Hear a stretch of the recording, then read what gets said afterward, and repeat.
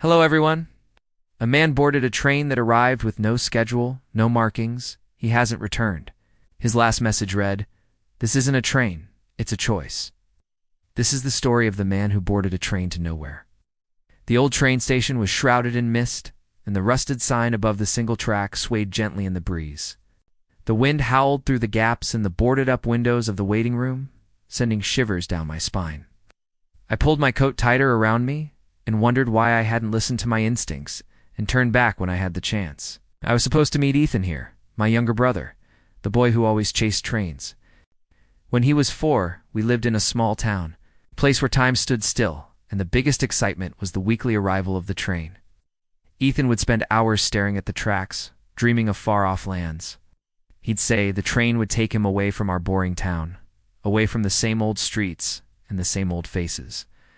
One day the train came for him, took him away from our town, away from our lives. I searched for him everywhere, but it was no use. The authorities found no trace of him. They said it was an accident, a tragic accident. But I knew Ethan. He never left our town without telling me, without saying goodbye. Years passed and I buried myself in work, trying to forget the pain of loss.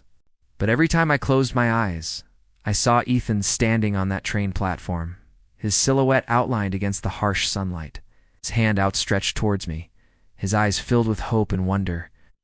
Then one day a letter arrived, a letter with no return address.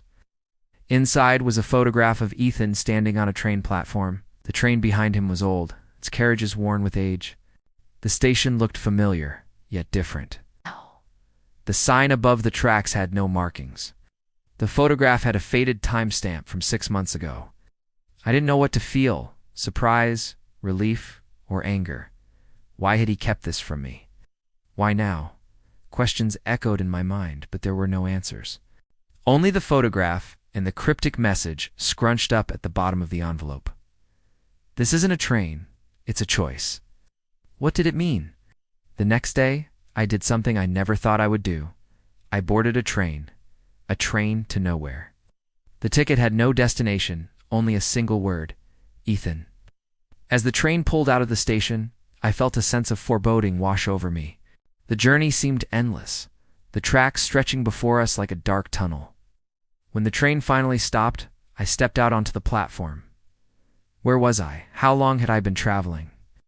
The station was deserted, the clock tower above me, the only witness to my arrival. The train had come for me, too. It was a choice to let go of the past, to embrace the unknown. And as I walked away from the station, I realized that sometimes the journey is more important than the destination. Thank you for listening. If you enjoyed this story, please like and share it with your friends.